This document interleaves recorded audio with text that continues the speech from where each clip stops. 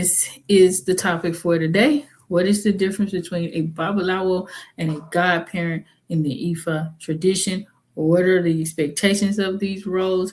How should you interact with either role based on your desires to interact with the Ifa tradition at any level? So, we're going to explain all of that today. As always, guys, feel free to drop your comments in the chat box on whatever platform that you're on. And in doing so, we'll get them out. I do want to stay focused on the topic at hand. So I won't be veering off today because this is a very specific topic that we're going to try to stick to the best of our abilities. If you are watching the replay, definitely let us know what's going on. If you have additional questions in relation to this particular topic, and I will definitely try to get them out. So we are going to go ahead and get started today looking at the role of a Babaláwo first, then we'll transition into the role of a godparent. So when we're talking about a Babaláwo, this is an Ifa priest who serves as a messenger of Orunmila. It's very important to distinguish that because a lot of times people get confused by an Ifa priest and an Olarisha, which are not the exact same thing. So this is why a lot of times people get confused when they go and get an Ifa reading, and is a little bit different than what's traditionally practiced in Nigeria specifically, right? Obviously, this Ifa priest is going to serve in multiple capacities, definitely from a spiritual role with providing the divination, the ritual work, and all of those types of services, but likewise from an emotional, mental, social support capacity. This is very common in traditional Yoruba society. A little bit different in the diaspora, depending on the temple or the Ile that they're operating from. Likewise, the community perspective, because obviously if you're somewhere like in America, you're not in a space where you are actually operating holistically from a traditional aspect. So that is definitely going to challenge and determine how this role actually plays out in their particular society. Okay. The primary role that an Ifa priest plays is obviously through that divination function, consultations, interpreting the guidance that you receive, and also performing ritual work to help you out in your particular needs, whatever you may be going through, whatever you may be dealing with. Alafia, greetings, everyone. Greetings. Let me change the setting real quick, guys, so my screen can show up properly. Okay.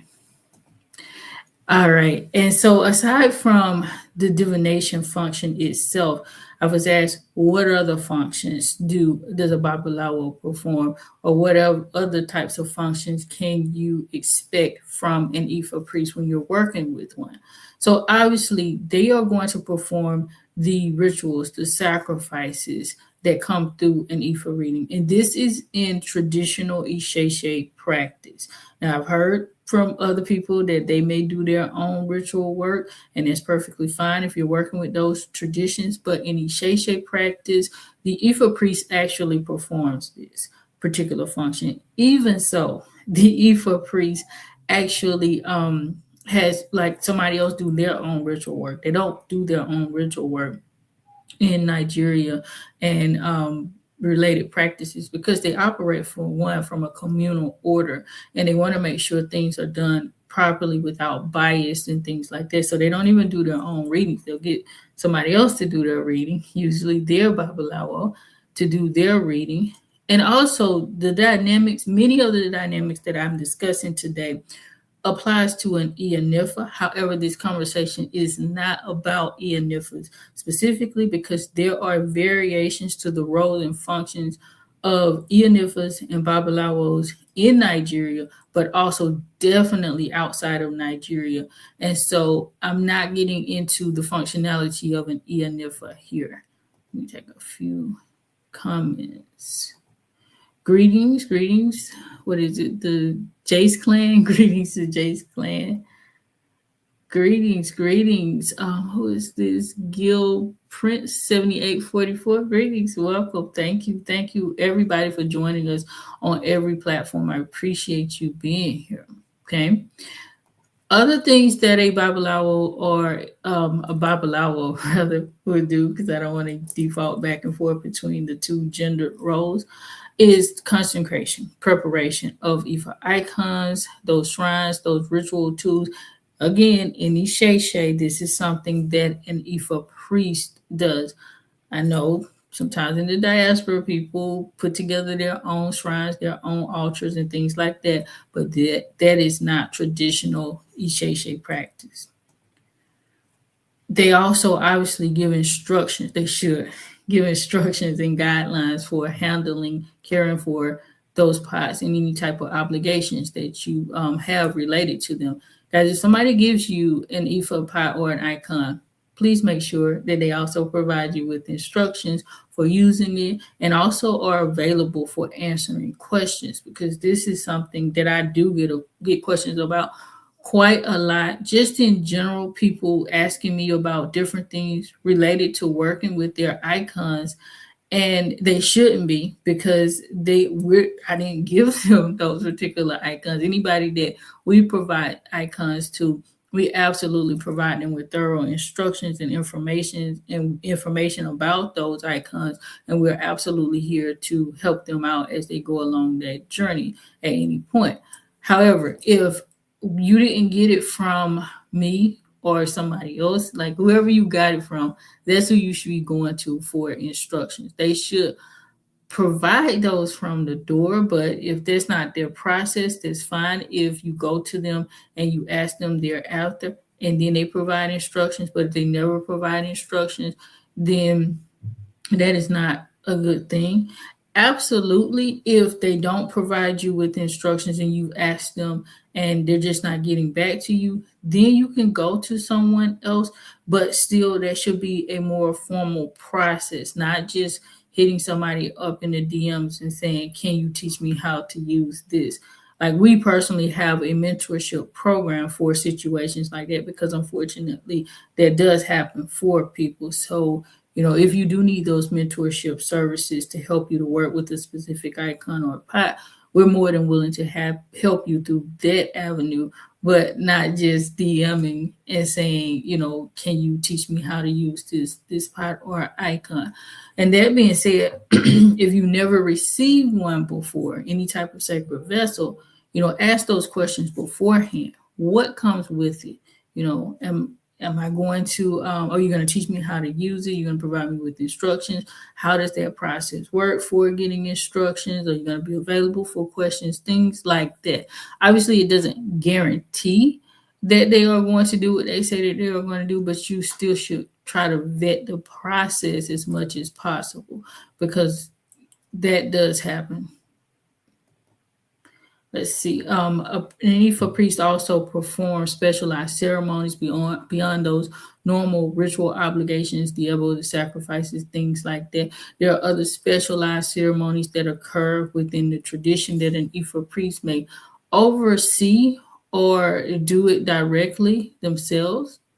Obviously, an Ifa priest is going to be very, very instrumental in facilitating the oversight of Ifa and also certain Orisha initiation processes, depending on how their particular temple works. So they would oversee Ifa, who is Orunmila, right? They would oversee the process of somebody getting initiated onto Orunmila, because that's their specialty. They work specifically with Orunmila.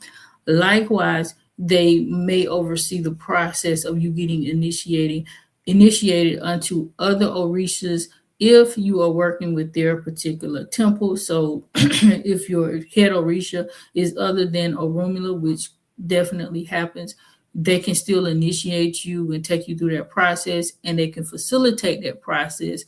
They're not going to initiate you solely by themselves, because there would have to be an Orisha of that particular Orisha. So Obatala, it would have to be an Obatala priest or priest, at least a priest available, right? Same thing for any Orishas, Ogun, etc., etc. But they can absolutely take you through that process. So you want to try your best to stick with somebody who is aware of those dynamics and who can properly take you through that process. And again, as I always hark on, the tradition being in Nigeria, not negating the ability or the capabilities of people in the diaspora. It's just different, and you need to be aware of that reality, that you may not have access to the full scope of the tradition when you are practicing solely with someone in the diaspora. Okay.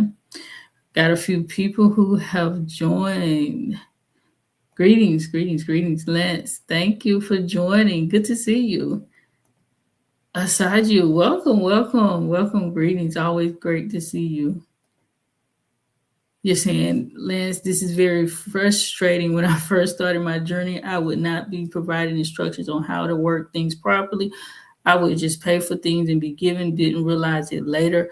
Yeah, 100%. That happened to me when I got the first time around getting an Orisha pot. I just got it. I asked, I'm adamant. I'm like, you gonna teach me how to use this thing, even though he taught me how to use it. He didn't teach me how to use it properly, but I did get him to sit down and actually create a video of, actually how to use the device. It's not something that I should have had to ask for, though. That's the sad part about it. So, I was absolutely grateful to come in contact with Babaláwo Adisa, who we work with. We're connected to the temple. It's my temple as well. And it was very important for me to have that connection. And obviously, when we do it, we do a thorough job. We are here. But if this is something that you should ask about if you don't know, because that's the thing. You don't know what you don't know, similar to what you were saying, Lance. People, you just go into it and you don't even know that you're supposed to be given certain things, or that you're supposed to ask for certain things beforehand. And so that's the reality of the situation that we're dealing with, unfortunately.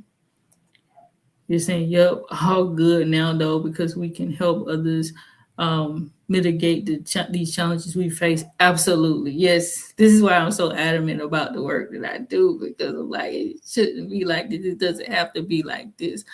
And I do get certain aspects of the disconnect, especially working with Nigerians or people in West Africa in general with somebody in the diaspora, because most of them just come up in the tradition. And so they don't have that disconnect that we do. So some things probably are assumed in certain cases, like you are just supposed to know, because maybe, because they've been around all their lives. So when they received theirs, they probably just went at it because they knew what to do.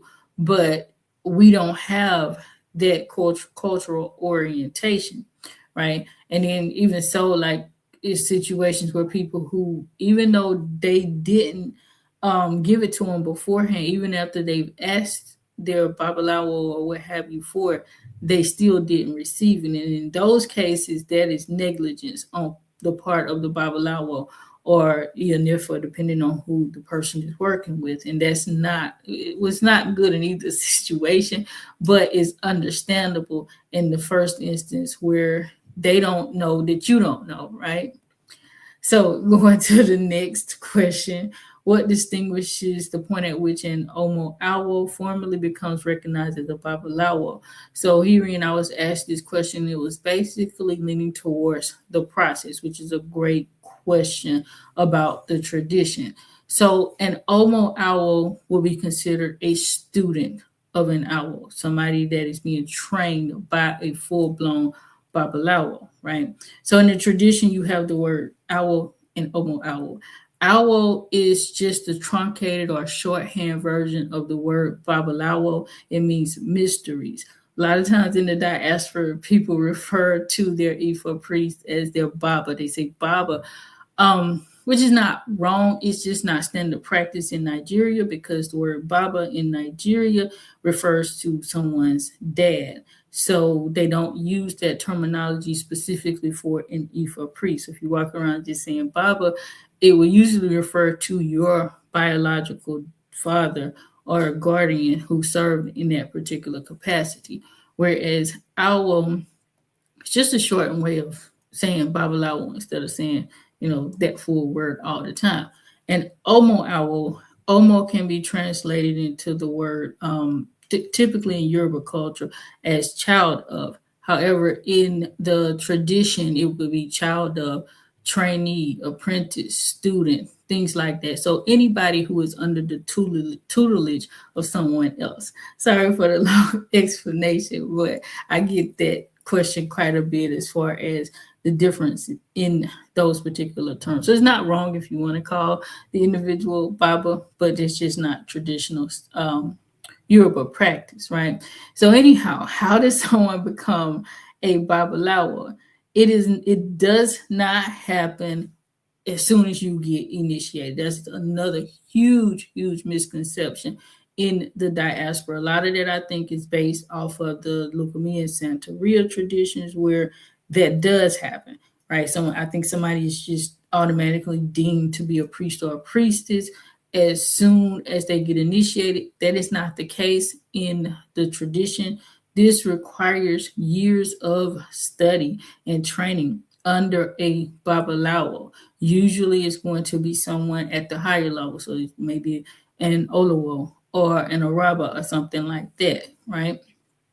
In order to become an full-blown Babalawo or what have you, the individual must study sufficiently, right? They must be able to perform sufficiently, I should say, on their own, right? So they should have replete knowledge of the Odu. They should understand it back and forth. Of course, not 100% because it's a process of ongoing study. No matter how old you get, you're still going to be learning the tradition and different aspects of it. Obviously, somebody needs to be able to perform Ifa divination on their own, be able to perform ritual work on their own, prepare spiritual remedies, etc., etc. Even though they will operate within these functions with other people, because again, in Nigeria, in Africa, this is a communal tradition. You'll find it more so in the diaspora, people doing things like this on their own. Like you may go somewhere and get an Ifa reading and it's just that one person. And it may just be that one person who does your ritual work. That's not traditional or standard on the continent, rather, right? Now, traditionally, once someone becomes an owl or full-blown Babalawo, they've completed their training and they have been deemed, worthy of taking on that role, and getting to that next level of their functionality at a certain point. So whoever trained them said, you're ready now to operate as a full-blown Babalawo in this capacity, and they deem them that status. That's how it traditionally happened. There's no separate initiation ceremony or process for becoming a Babalawo, right? But somebody must be initiated into the tradition, into Ifa, in order to become a Babalawo. That's not possible, not traditionally otherwise. Okay.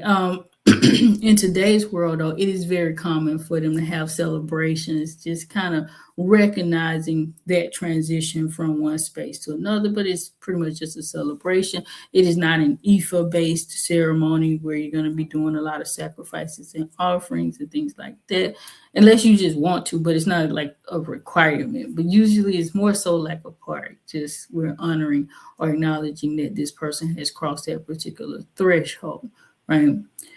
However, in Nigeria, even after someone becomes a Babalawo, as I said before, they still work in close-knit community with their temple, with their Ile, and they're working with other people in providing the services. Even when they do Ifa divination, there are multiple priests there reciting the Odu. They typically are not going to do this on their own. Even the ritual work, they're working together to do the sacrifices and offerings and things of that nature. Got a few comments over here. You said, nice to listen to you.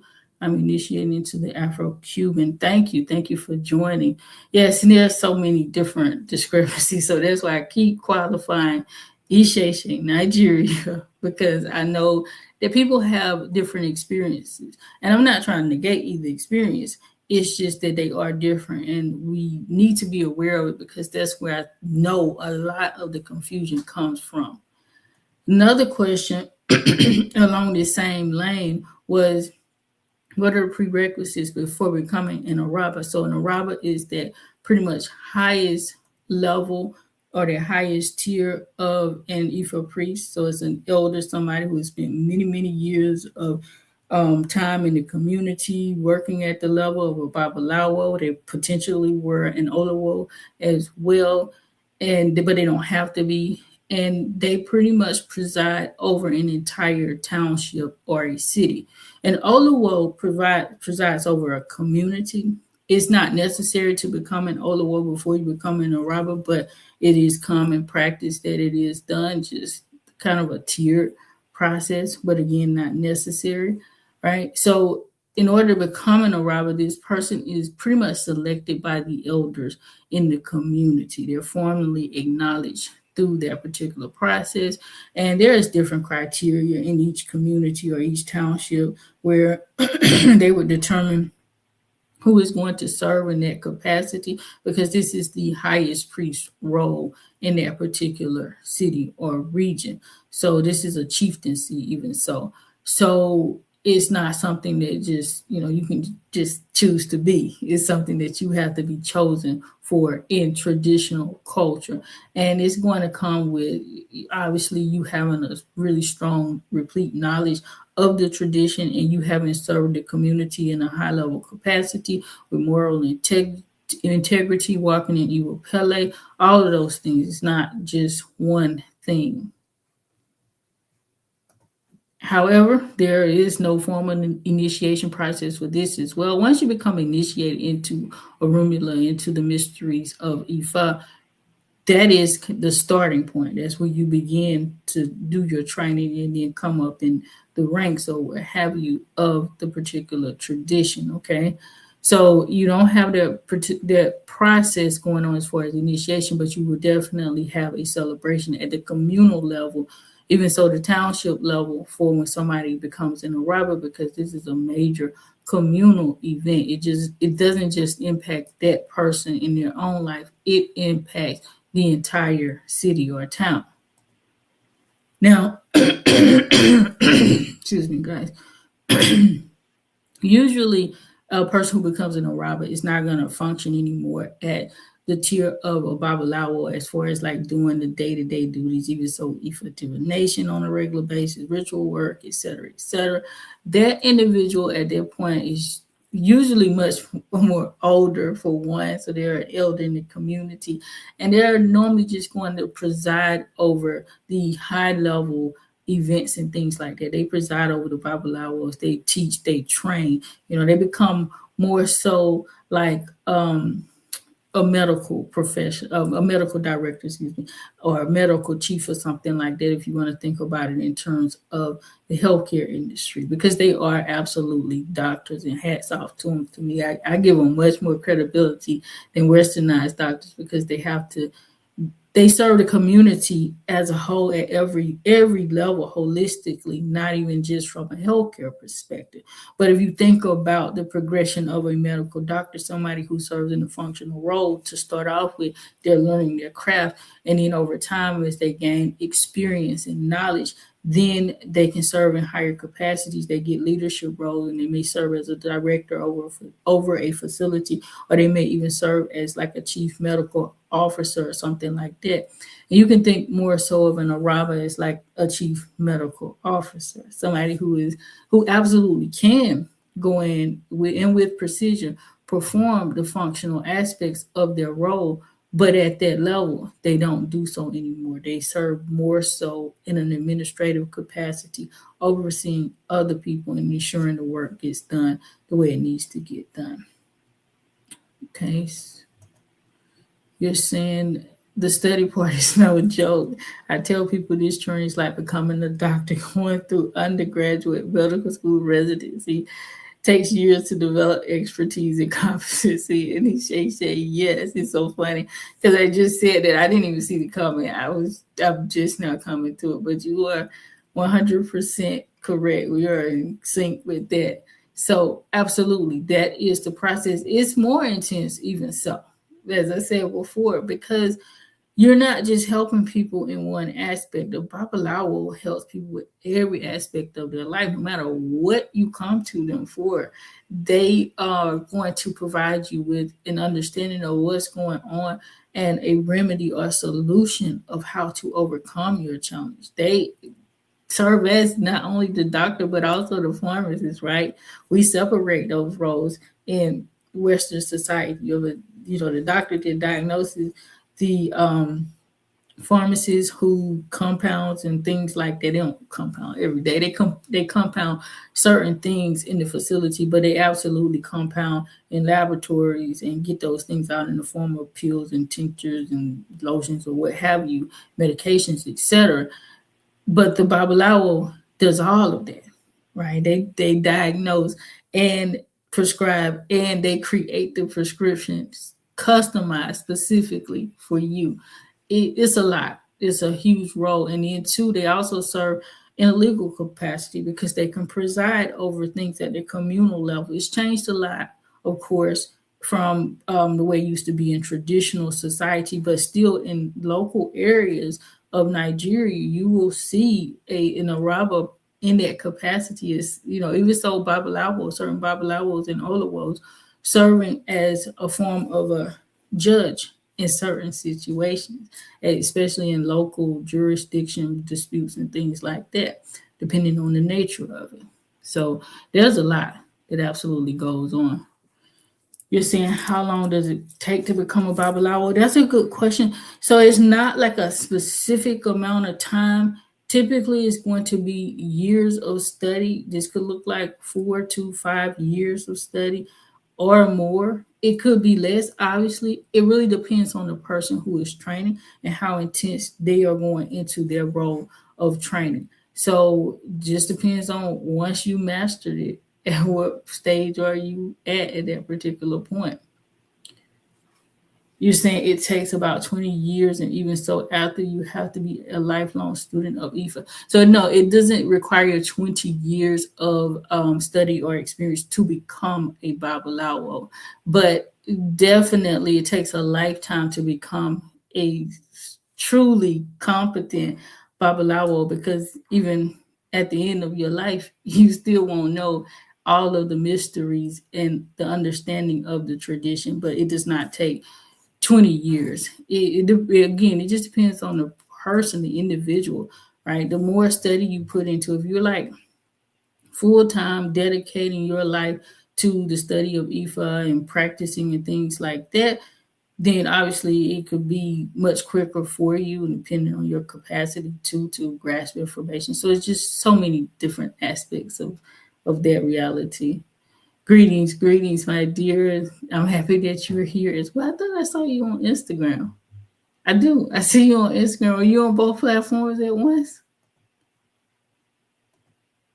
Okay, so you're saying yes, and then it's the extra layer of energetically, spiritually having to maintain yourself in a certain way to be an effective Babalawo. Whew. You said a boy, 1000%, because that's a huge, huge thing as well. Understanding how to maintain your own self energetically, because every time you do a reading for someone, you are picking up on their energy, and more so, I should say, the ritual work. You're taking on their energy. You're fighting their battles, right? At a certain level, you're helping or facilitating in their process. And some of that energy can absolutely get off on you if you are not careful and you don't protect yourself. So they have to do a whole lot of things, right? Some, you said some so different from other role in the community. Yes, they are very different from other roles in the community. Like traditionally in Africa, the priest was the end all be all, right? This was the most important person in society. And unfortunately, now that we've fallen away from that reality, it's just been dispersed, and nowadays it's just not as important holistically, and so much has been corrupted about the role and the knowledge of what a priest is supposed to be, whether it's an Ifa priest or even like a Christian priest or priest. What do you mean? Iman or what have not Christian. So either like a Christian priest or an Iman or something like that. Even so, we've gotten away from the importance and even so the reliability of their particular role in society. But if you go back to tradition, this was the topmost role in society, very coveted position to have. Alafia, you said it's been a while. Absolutely. Thank you and welcome. Thank you for coming, Hidden Beauty. It's great to have you here as well. You said you're cooking, so good. It's good to have you. I'm a YouTube person myself, so I would always be on YouTube. Alafia, greetings. You're welcome. What is it? Trip the Griot. Okay, welcome. Okay, so back to what we were saying. Even so, you were saying somebody said something about 20 years. In Nigeria, somebody as young as 5 years old could actually be a Babaláwo. And they probably would have more insight and training than even so somebody older in the Western world because they've been studying from day one. Right, as soon as they came out of the womb, they were surrounded by the dynamics and they were watching and seeing these things. And once they got to an age where they could actually physically move around and do certain things, they train from very, very early ages. And then too, if that's like the scope of what that child is doing, they can easily pick things up. So it really just depends on that. But going back to some of the other questions, can the majority of a Babalawo's training be completed remotely, and does it require in-person instruction? So hands-on training, right, in person, practical things is so 1,000% necessary for an individual to become a fully competent Babalawo. 1,000%. Again, going back to that example of a medical doctor, you do not want a doctor who did not train in person, probably primarily in person. So it definitely requires a lot of study. Usually, a Babalawo is going to spend years working under a high priest, right? Other elders to become proficient in their role. They are probably going to spend about 70 to 80% of their time doing hands-on practical things where they need oversight, especially in the beginning. As they progress, they will need less oversight. So obviously they could do those things on their own or remotely, but they will have to have the foundational knowledge base before they can venture off on their own. About 20 to 30% of their training can be didactic instruction, whereby they're being taught, the theoretical things, especially like learning the Odu. Once they have the understanding of the verses and the meaning, the mythology, and things like that, they can continuously study just like you would pretty much anything else, right, on your own. So again, similar to a medical doctor training, especially in their undergraduate years, a lot of things they can do on their own when they're just kind of learning certain things, the body system or what have you. But when they get to working on patients, especially if they're a surgeon or something like that, they have to be hands-on and they have to be under somebody who can teach them until they can finally get to a space where they can do these things independently or without a whole lot of oversight, because I won't say 100% independently, because there's still some aspects of that role that will need the assistance of other trained professionals as well, other doctors, nurses, surgical techs, and so many other people within that dynamic.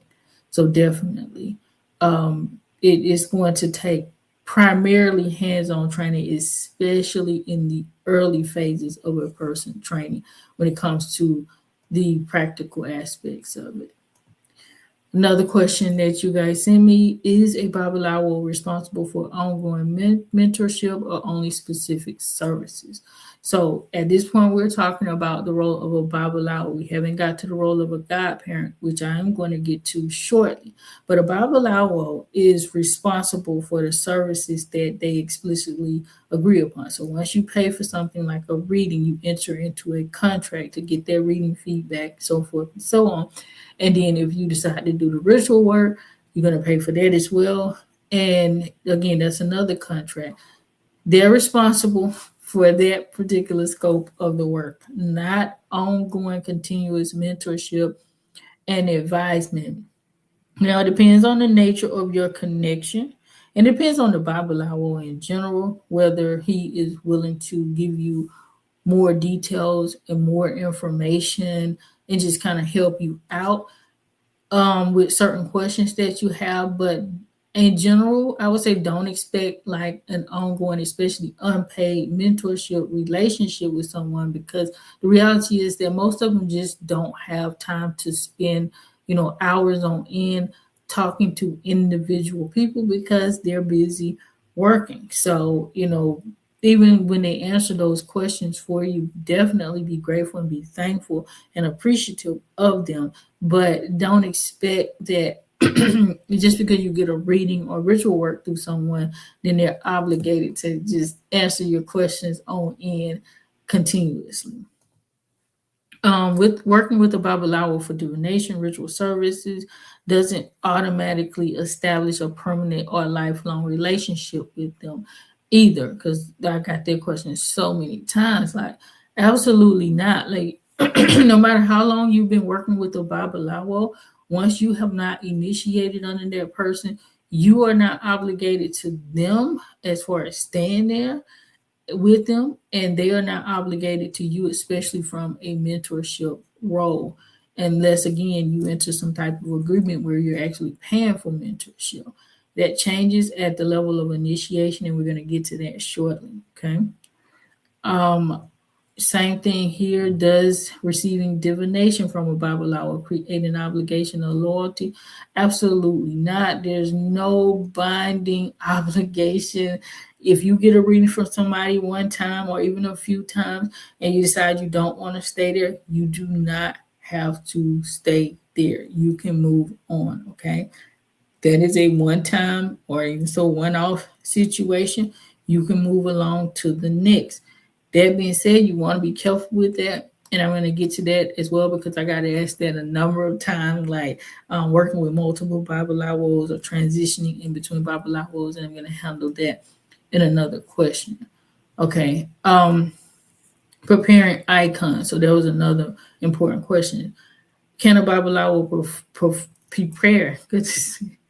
Can a Babaláwo prepare icons or shrines without becoming your godparent? Absolutely. So just because somebody prepares an icon for you doesn't automatically make them your godparent because you have not initiated unto them.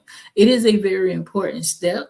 And it is something that you should be wise about. Nevertheless, I don't advocate just going around getting icons from any and everybody just because it doesn't establish that connection, because it's still important. Understand that person's energy is going into the work. Again, as I said before, this is the person who will likely train you on how to use that device. So you definitely want it to be somebody that you can trust, somebody that you feel comfortable with, that you're vibing with, who is, putting together these devices for you. It usually does elevate that situation. Like for us in particular, once somebody receives an icon through us, they automatically become a member of our temple, which elevates them to a certain status and gives them access to us in a different way than somebody who is only receiving like Ifá divination or ritual work through us, right? So it definitely opens up a different world, a different level, I should say, which is important, and we take that so seriously. But Ifá initiation is what kind of seals the deal in that connection, and that's not at that stage. You don't want to go back and forth. And again, we'll talk about that a little more deeply. Can someone stop working with a Babalawo without spiritual consequences? Wow. So many times throughout the years, I have gotten this question. Yes, guys, in general, yes. I'm going to say that. So if you're saying spiritual consequences in general, like that person is not doing something to force any type of spiritual activity or interference against you, absolutely. You can just stop working with somebody and keep on moving. and that's it. There's nothing going to happen to you just from stop working with them, right? On a spiritual level, on an energetic level.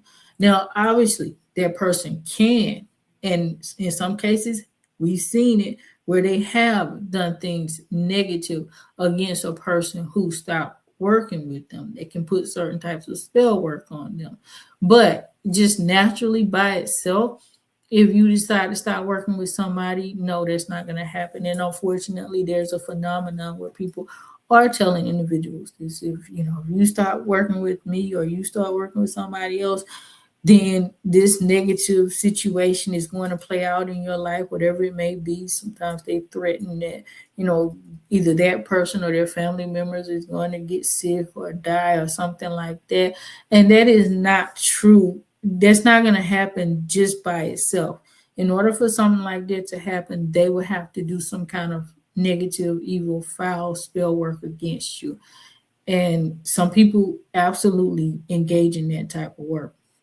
I'm not saying that it doesn't happen.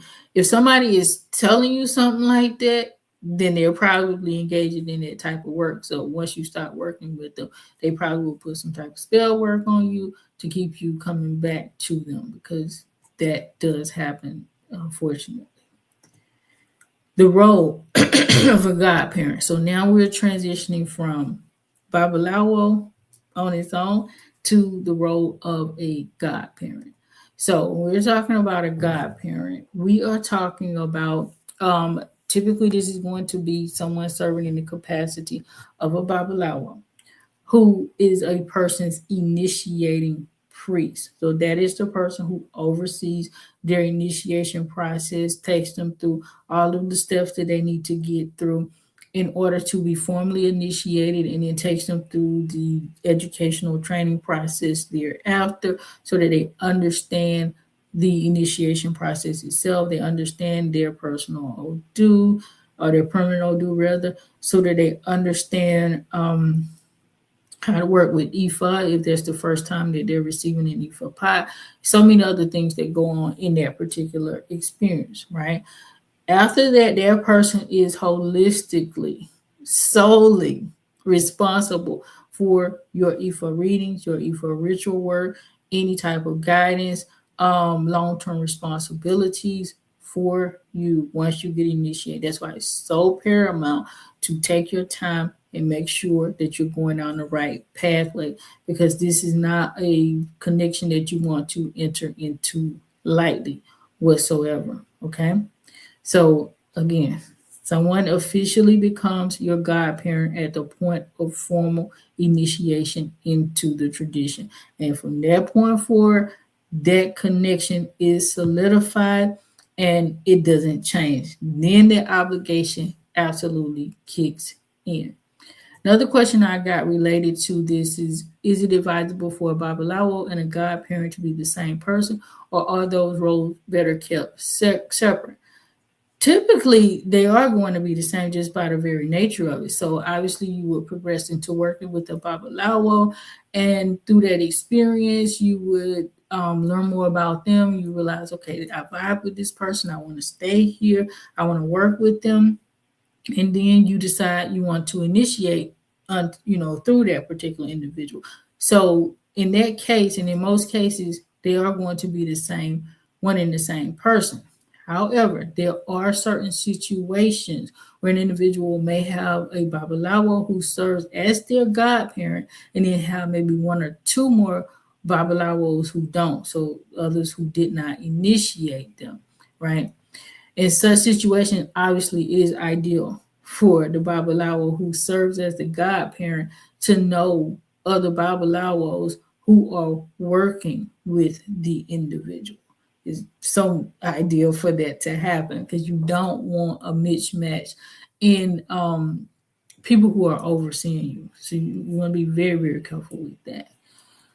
You are saying you are amazing, 100. Thank you so much. I appreciate you. Okay, so what responsibilities does a godparent have towards their godchild? So a godparent, that is a permanent connection. As I said before, they're responsible for your ongoing ritual supervision, mentoring you, guiding you, things like that. Okay. And even when I say mentorship, like you should definitely be able to go to this person for one-off questions, simple things like that. However, your godparent is usually going to charge you for a higher tier ongoing mentorship, guidance, consultation services, things like that, especially if you decide that you want to train to become a Babaláwo or a Neonifa or something like that. You will likely have to pay for that because that's a significant amount of time in that person's day to allocate to training another individual, especially from the Western world. It looks very different in Nigeria, though, because a lot of times in Nigeria, as I said before, very young children are training to be Babalawos. So they are acting in the capacity of an apprentice. So they're doing a lot of the functional work, a lot of the labor and things like that in the process. So usually they're not going to pay for it because they just go through that training outlet through that way. But when we're talking about somebody from the diaspora being trained by a Babalawo or what have you, or higher level priest or wherever it may be, then you're talking about somebody who is going to have to stop and allocate time specifically for you because it's very, very different training an adult who is becoming a priest or a priestess from a small child who is serving in that role or capacity, and especially a small child that's already integrated into the society. They already know the language, they understand the culture and the custom.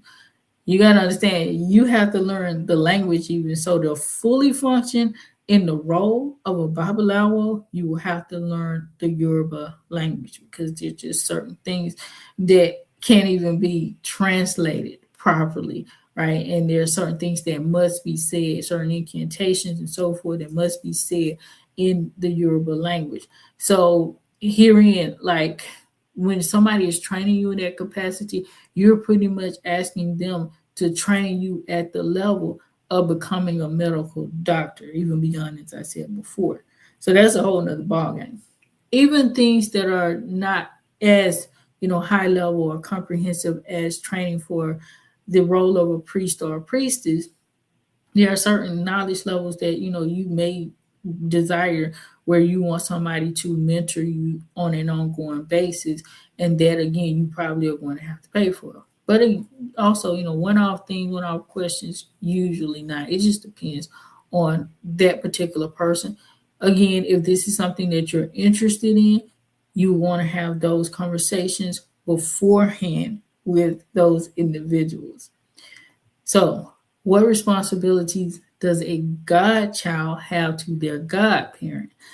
A godchild is responsible for being very respectful, honest with their godparent, adhering to initiatory obligations, okay, whatever that looks like for that particular temple or what have you, maintaining the relationship in good standing overall, okay? You are then going to be submitting to that person, and I don't mean that in a negative way, but this person is in the word parent, right? So you have to think about them in that capacity. You expected to show the same level of respect that a child should show to their parents. We're in a different world, today, but you think about some of the old school relationships on when it came to parent-children relationships, right? Like that, like you're supposed to then truly be under that person and adhere to their guidance or what have you. Once you initiate, you become a godchild of someone, you are bound to your godparent for life. You, at that point, you shouldn't be switching up, going from place to place, unless you absolutely need to. Even so, you're not going from place to place, but if you have to transition to someone else, there may be a need, there may be a reality. However, you still shouldn't just go all willy-nilly from this place to that place, right? Okay, so Is a godparent expected to provide constant guidance and always be available? Obviously, we know that that's not reality. So, no one can be 100% available to you after that just because they likely have other godchildren. They likely are servicing other clients who are not even their godchildren, but rely on them, maybe established clients, even so they're constantly intaking new clients, etc., etc. All right. So you should expect guidance within reasonable boundaries, okay? But don't expect somebody to be available to you 24/7 just because you initiate with them. Can a godparent also function as a service-based Babaláwo? Is another question that I got. Yes, this is likely going to be the case because even though somebody initiates people, they are still working with people who are not initiated, people who don't ever desire to be initiated. One-off clients, people who just come to Ifá just to get whatever they want to satisfy their needs, and they don't even want to practice the tradition. That Babaláwo will still be in the capacity of serving other people, so they can be a service-based Babaláwo along with being a godparent. Okay.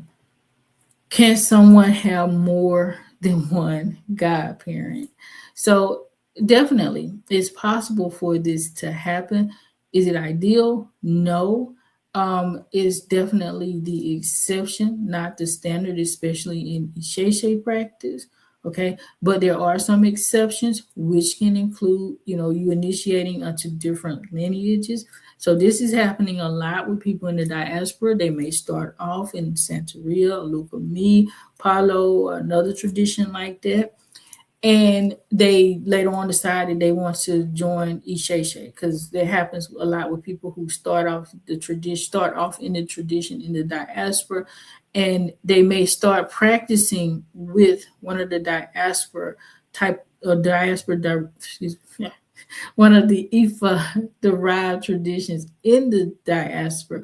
And what happens with that is they later learn, oh, the practice in Nigeria is very different than what I'm doing here or learning here. And so then they want to transition and get initiated in the Isheshe tradition in Nigeria, but they've already been initiated in a diaspora tradition. And so in that case, they will have multiple godparents if they initiate under different people. Okay.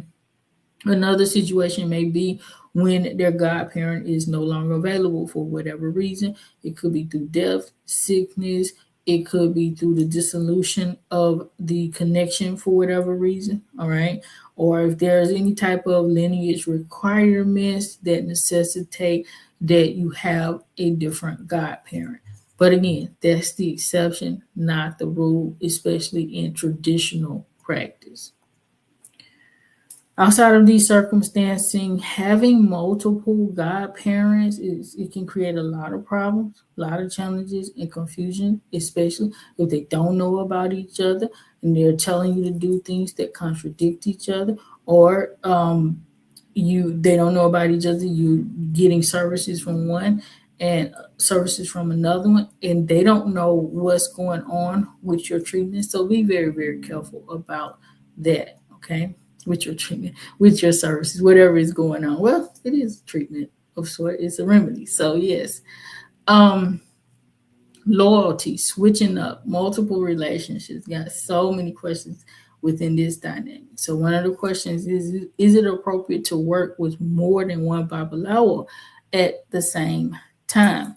So as I said before you initiate, it is okay. Not ideal, but okay for you to work with multiple Babaláwos, all right? But working with more, again, can cause those same challenges as having multiple godparents, all right? Even so, some Babalawos do not allow their the people that they're working with to work with other people. So if they know about it, obviously. So if they know that you're working with someone else through whatever means that may come to the surface, they may decide to disconnect or disengage with their connection with you, which is rightful on their part because they don't want any confusion. Because if you're doing work with two people, especially simultaneously, you don't know what work is taking root. You don't know what is helping you. You don't know what is not helping you. You don't know if something is harming you. And this is why a lot of Babalawos do not want that type of activity, because if somebody else is doing some type of foul work against you and they're doing rightful work for you, but their foul work is impacting you, it could point back to them. You could point the finger back to them, for instance. And so that could cause them a lot of problems. So they usually will disconnect from that relationship if they learn that you are working with multiple Babalawos at once, which is actually a good thing for you and for them. Is it acceptable to transition from one Babalawo to another for services prior to initiation? I got this question multiple times. So this isn't about working with two at the same time. This is about going from one to the next, to the next, to the next. All right. It's not automatically disrespectful or dangerous to do this, right? In some cases, it's absolutely necessary to do this if the relationship or the connection isn't proper, if it's not helpful or beneficial to you. But at the same time, again, you can cause yourself some problems. So it's not advisable. Even if you had challenges with one Babalawo, right? Unless they did some kind of negative spell work against you, or if you still have some type of negative spell work or negative things going on in your life that they did not resolve, you want to wait a period of time before transitioning from connection. It's not wrong to transition. If somebody's not working for you, they're not working for you, and we don't advise you to stay there. At the same time, try to give some time in between that transition, maybe at least a month, depending on the last work that they did for you. If they just did ritual work for you, wait at least 30 days if possible. Sometimes it's not. So you have to gauge that yourself. If you are having some serious situation and you need to see someone else, you can do so. But if you don't have to, try your best to take your time in between working with different people. Okay. You should only do this again too when necessary. Don't just, I don't want to work with you, I'm going to the next person, or as a form of spiritual shopping. Let me see what this person is about. Let me see what that person over there is about, so forth and so on. Like, if possible, take your time to get to know the people as much as you can before working with them. Go on a website, see their philosophy, see their processes, ask questions if you need to, things like that. But don't just keep jumping from one person to the next or something like that, because it could cause you some serious issues. Okay, got a few questions here. You're saying, how does a godparent become a Babalawo? Do they go through the same process as everyone else? So I discussed how a Babalawo becomes a godparent. A godparent is somebody who initiates you. So they would have to be in a Babalawo already. They've gone through their process. In order for them to become your godparent, they would have to initiate you. I hope that helps. You are saying, greetings. You're saying, that's where I messed up at. Where did you mess up at? Switching Babalawos or something like that? If you could share that with us, like, that's real. And trust me, everybody, I got my own story of messing up. So I am not without the challenges either, because it happens. You're saying yes, that's it. You're going from person to person. If you have to, take your time with that. Don't just keep jumping from person to person, especially if you're working with somebody like in Nigeria, because you don't know who knows who. Okay. If you're not over there, you're not living in the land, you're somewhere else, you jumping from one person to the next is definitely not a good idea. Even in the diaspora, you still don't know who knows who. There are a lot of people in the diaspora who are connected with each other in the diaspora and who are also connected with people in Nigeria. So you definitely want to be very careful. Can someone change priest before initiation without consequences? Absolutely. You can change If it's something that you need to do, I strongly advise you to change, because once you go through that initiation process, you are locking in a permanent connection. And so you want to be very, very sure about that connection before you jump to that. Okay. How can you ethically transition? Let me get a question or a comment rather. You said, I most definitely will, Ia. Thanks so much for your advice. You're very, very welcome. So let's get to this question. Like, how can you do this? Well, then this is general guidance, right? So if you have a specific case, you will want to seek out additional help with that particular situation. So this is just general. Sorry about this, guys. My battery is about to die. And I need to plug this laptop in. Sorry for the noise. Grab this real quick. Thought it was plugged up. Sorry. All right, coming back to where I was. So first and foremost, take your time to reflect on the reasons for the transition before making an impulsive decision. Okay. It is not advisable to just jump ship, especially at the first little small thing that happens in that particular experience. It happened for a reason. It may just be something small that you can overcome. It may be something big that you can't overcome. Either way, try to take your time if possible. Communicate clearly and honestly with the individual whenever you are ending a working relationship. So if it's somebody that you just had one reading or something like that with, it's no issue. But if you've been working with someone for a while and you need to transition, then I would definitely encourage you to have a conversation with them. Don't just drop off. Don't just ghost them or disappear or something like that. Okay. As I said before, try your best to avoid overlapping ritual work, ceremonial process, and things like that with multiple priests. Try to finish off whatever you are doing with the previous person before you transition to someone new. Try to avoid this comparison and contrast type of business. Well, this person did this and this person was doing this and so forth and so on. I liked it over here. Or you go to somebody else, especially, and start saying, well, they did it like this. If they did it in a way that you prefer and you like that, you might want to consider going back to that avenue or finding somebody else who does. Don't try to force one person to do what another person was doing if that's not their process, right? It's not that you can't suggest things or ask them for certain things, because they may be open to doing certain things in a specific way or changing up the way they do certain things or what have you. That being said, you don't want to try to force it or make it seem like you're comparing people, because everybody operates a little bit different. Same way you go to a doctor's office, all of them are not going to be the exact same as far as how they function and operate. And so you're going to have to get used to that reality. Definitely don't try to go back and forth trying to undermine people. Well, this priest said XYZ, so it has to be this way. If you are stuck on the way somebody else taught you, then you either stay there or you get into a space where you're open-minded enough to realize that there are different ways of doing things within the tradition. But please avoid comparing people and things like that. Try to resolve any outstanding obligations or agreed upon work before you go to the next space.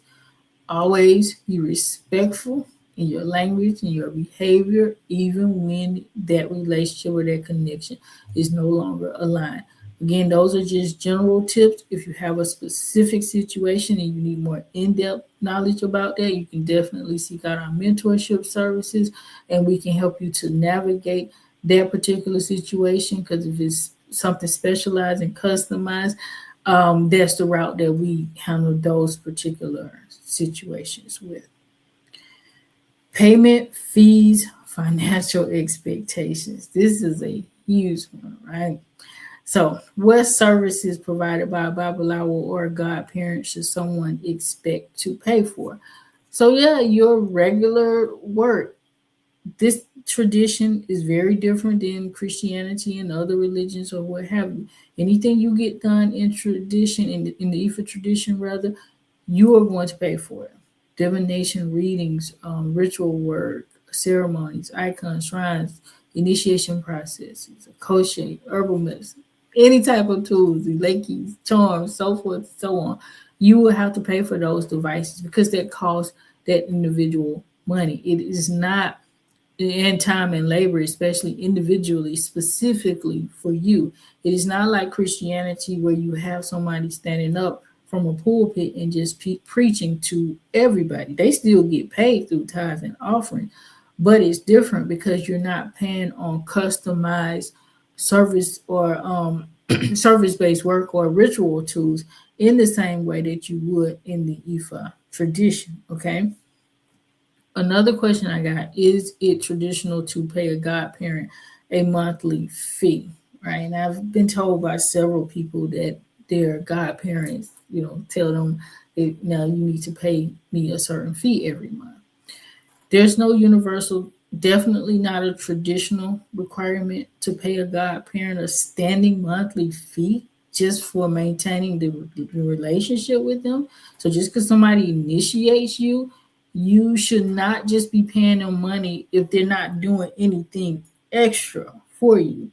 Now, if the fee is tied to something specific, like ongoing consultation or mentorship or something like that, then it is likely appropriate, just depending on the nature of what they're offering you.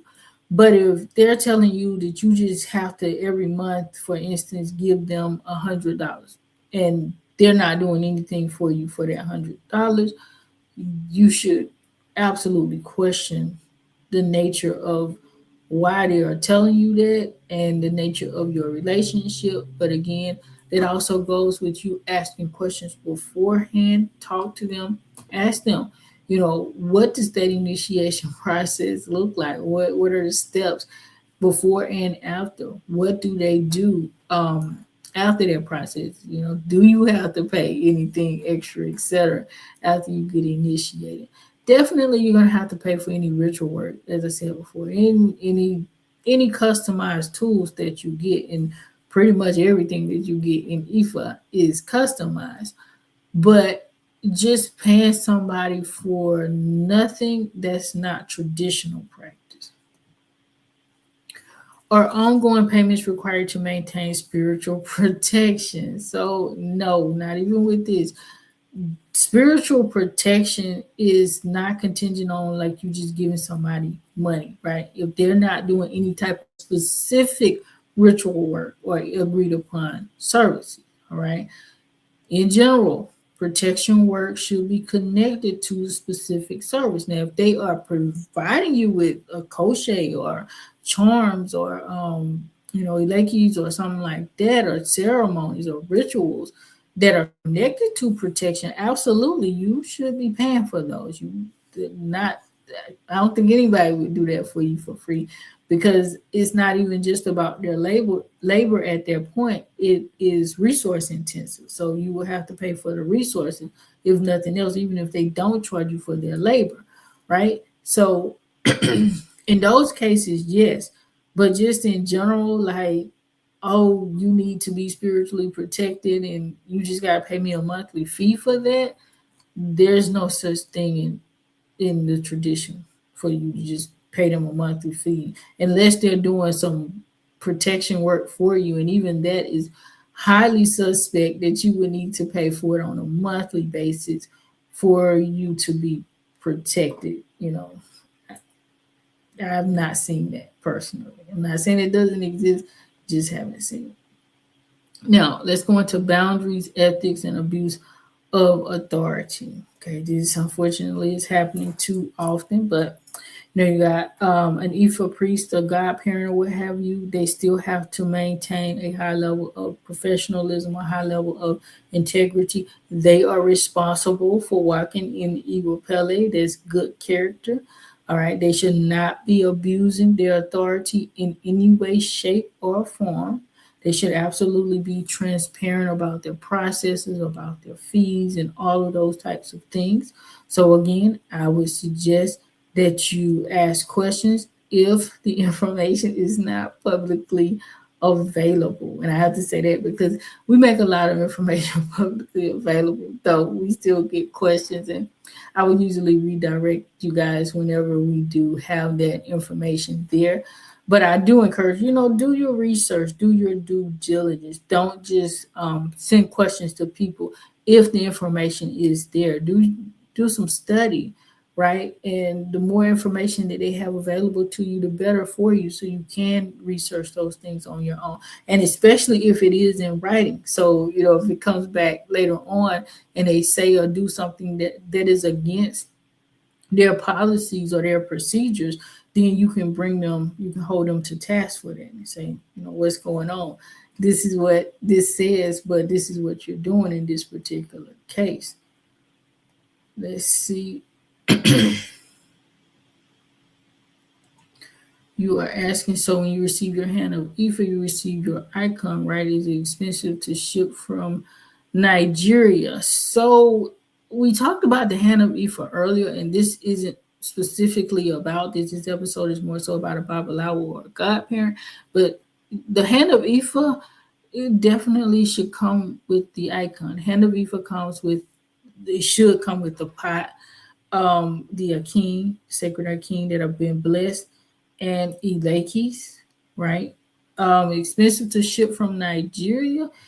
It is for us because we ship everything DHL or FedEx, but DHL is our go-to unless they're telling us that we can't. Unfortunately, lately DHL has been giving us issues with shipping cowrie shells, and that may change. Hopefully it will soon. But yeah, it depends on how it's shipped to. Like if you're going through Nigerian post, it's much cheaper, but it's gonna take much longer if you ever get it. So it just depends on what carrier you're using to ship the item. Okay. I hope that answers your question. I'm trying to get back to my notes. Okay. Okay, so you were asking, that's a good question, which we get quite often, which is, how do I know if my Akin were done right and no evil spirits were put in it?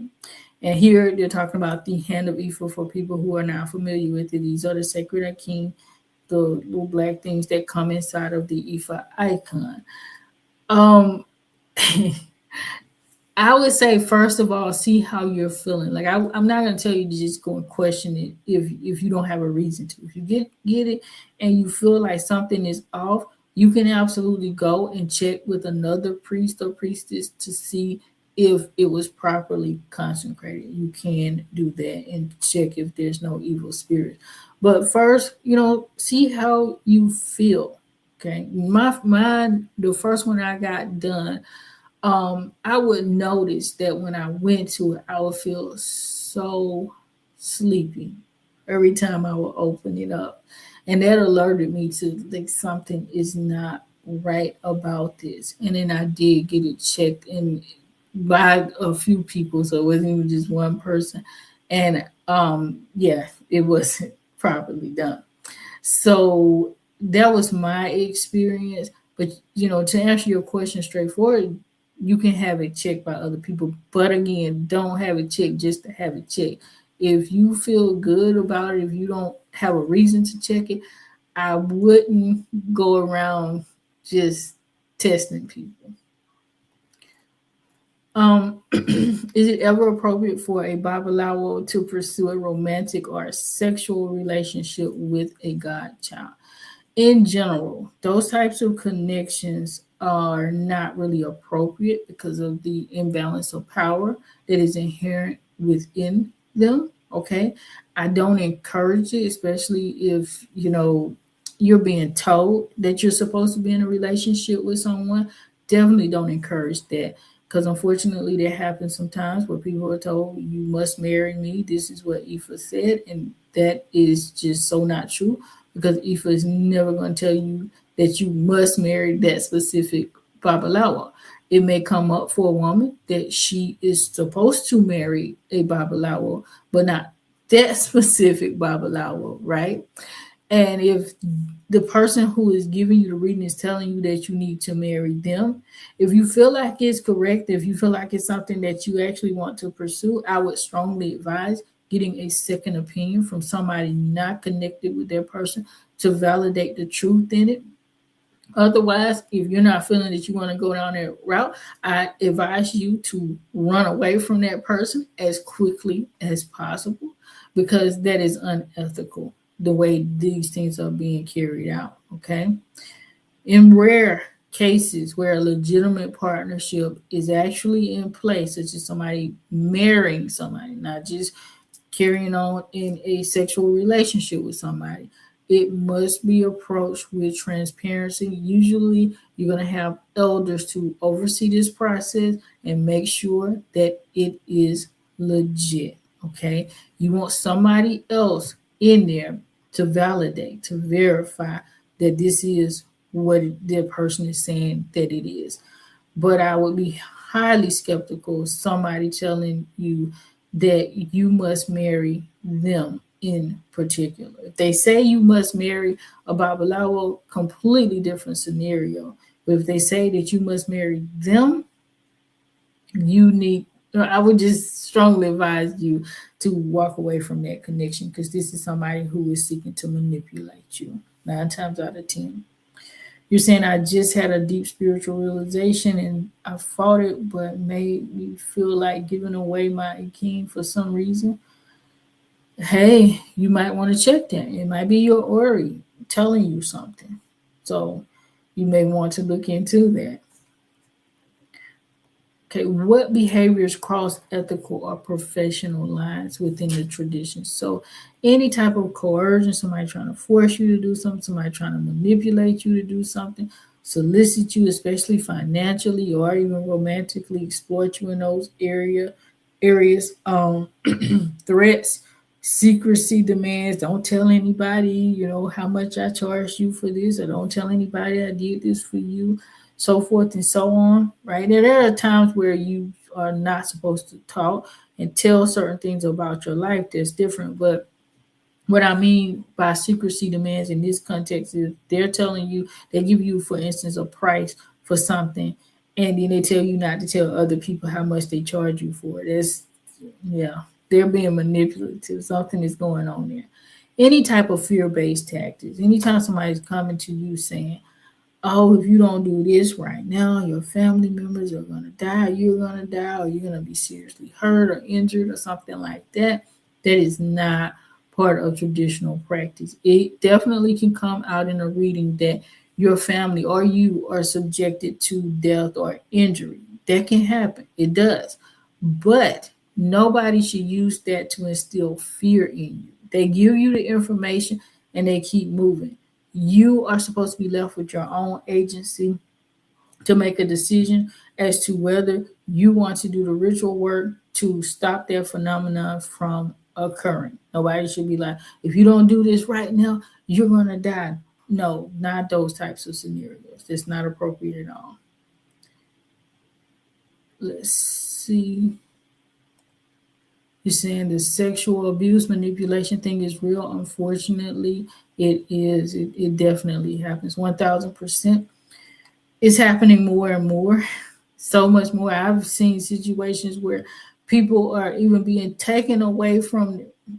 I'm not even going to say taken away, because I still feel like wholeheartedly it's that person's decision, unless they have some type of mental health issue.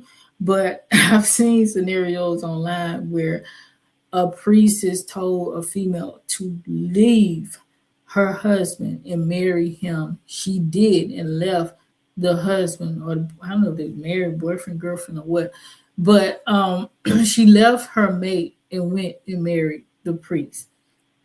It's sick. Is real sick. And if she, and she could have been mentally ill or just in a space of duress, because that's what often happens when somebody is going through a situation and they're desperately ready to overcome it. Anything somebody tells them, they might just jump on it. And unfortunately, people use manipulation in that way. So I've been caught off guard by comments from both ears and Babas before. Wow.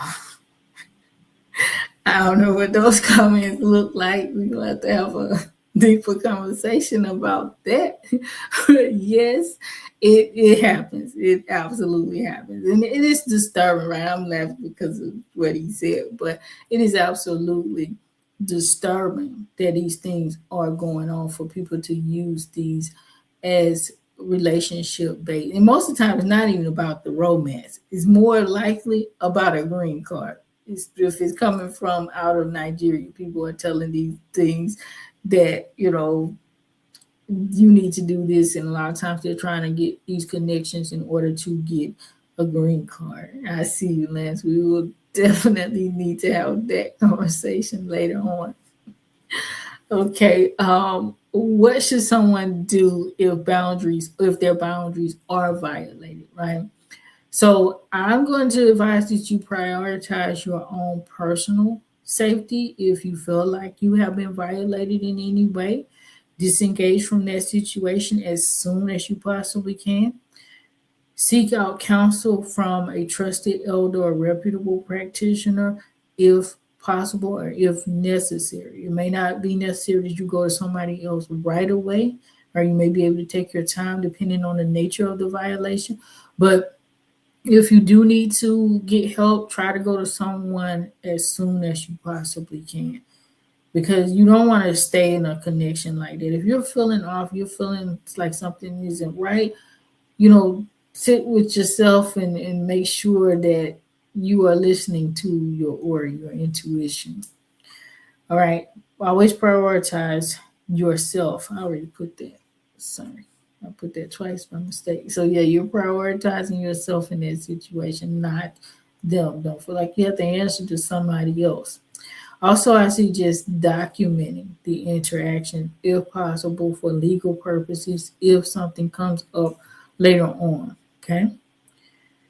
What happens if that godparent relationship breaks down after the initiation process? Because it can happen. Even with the best vetting in the world, things can happen. Because obviously people can lie, right? So they can tell you all the things that sound good to you, but then once you go through the process, things can switch up. It doesn't happen in all cases. So I'm not trying to bring doom and gloom. I'm just talking about when these situations do occur, right? And if the initiation process was done properly, it still remains valid. That does not change. But the relational dynamics may need to be reassessed, right? Depending on your circumstances. This can include going through elders or consulting through Ifá with somebody else, or whenever necessary, rather, you may need to formally transition to somebody else or to another situation. You always want to do so respectfully. You always want to do so in a strategic manner, not just jumping up, leaving the situation. But yeah, you definitely want to take your time, and you definitely want to go ahead and transition when necessary. And you want to do it in a way that is going to be conducive for you. You say, yes, I saw a few videos of women claiming abuse. Unfortunately, that is rampant. It happens a lot with women because a lot of people are trying to get green cards. I don't even want to say Babalawos because all of them aren't legitimate Babalawos even so, right? Yeah, it's absolutely necessary to vet people. That's another thing. This is why I'm so heavy on the educational component, because you being educated and knowing what you're supposed to be getting, and then you go in and you see things and you hear things and you realize this isn't right, then you can easily transition from that situation. But if you don't know what you don't know, which was the case for me, I did do some studying, but I realized after the fact, like most of the stuff that I had came across, especially during that time frame, because it wasn't still not a whole lot of resources available from Ishe practitioners, but a lot of stuff that I had gotten a hold of beforehand was from the Lukumi and the Santeria traditions and a lot of blended practices and so forth and so on. So, you definitely want to get educated and know what you are going through. Because, like I said, a lot of this stuff, ladies, it's not even about a romance. It's not even about sex. You might be thinking it's that, but it's not even about that. Most of the time, that's about people trying to get green cards. And again, it is not even always Babaláwo. Well, the reality is, it's not a true, authentic Babaláwo at all, really, because a true, authentic Babaláwo is not going to operate like that. They're going to walk in evil pelling. But you have people perpetrating. You have a lot of scammers, a lot of fraudsters, right? There's situations where some people are not even Yoruba, not so much as even Yoruba, right? And they are perpetrating to be Yoruba, perpetrating to be an Ifa priest. But if you don't know what you don't know, they could be even so speaking stuff to you in another language. They could be Igbo or Hausa or some other tribe, whatever it may be, right? Fulani, et cetera, et cetera. And you're thinking that you're getting the real deal when you're not. It could be somebody not even Nigerian, not like a black Nigerian. It could be somebody on the other end who is Indian or Pakistani in Nigeria with a 2, 3, 4 country code or what have you connecting with you, and they know just enough of the language or just enough of the process to fool you. Because if you don't know what you're doing, that's when you can catch a lot of problems. That's why you do want to be careful with people who are just reaching out to you via DMs and stuff like that. Because as I said before, me personally, I'm not keen about people just reaching out to me, cold reaching out to me or soliciting me via DM. Like, I don't like that kind of stuff at all. I'm not going to say that it's completely wrong for a Babaláwo to do, because part of it is just bringing awareness to who they are and what they do. So there is some legitimacy in that, but you have to watch the way that it's done. If somebody's just coming in, introducing themselves, hi, I'm Babaláwo, such and such. If you're looking for these services, I offer them, and then, they roll out, that's okay. But if somebody coming into your DM, which I get, unfortunately, well, I probably still get it, but I haven't checked my DMs in forever. I know I have thousands of messages in my Facebook DMs, but literally, I'm not even playing with it. I have thousands of them there. When somebody jumps in your DM and saying, oh, I see you got some kind of evil spirit on you, or, your ancestors are trying to connect with you or talk to you. If somebody is presenting something in a way that they're already doing a reading on you, just block them. That's the best thing that you could ever do for yourself in a situation like that. To just totally block them, because that is not practice, Ifa traditional practice whatsoever. Because nobody can do a reading on you if they don't have your details. They can't do a proper reading on you if they don't have, all of your details. And they're not even supposed to, even if they have your details, like just to do a random reading on somebody, that shouldn't be happening. Okay. Now, even getting to the subject of vetting, legitimacy, conflicts, things like that. Okay. Somebody asked, when a Babaláwo engages in unethical conduct, how is accountability typically addressed within the tradition? All right. So if somebody is operating in that space and they work within a temple or community, and again, we're going back to the Nigerian practice, right, or the African practice in general. Okay. They're working in an environment with elders and other people who they are accountable to as well. So they're typically going to be counseled by their elders. Okay. They'll receive guidance on what they should be doing, what they need to stop doing, things like that. They may be limited in scope of their work depending on how their temple operates. Okay. Or they may have to undergo higher levels of supervision. Again, just depending on the nature of their temple, but they're pretty strict about these things in the true traditional practice in Nigeria. Okay.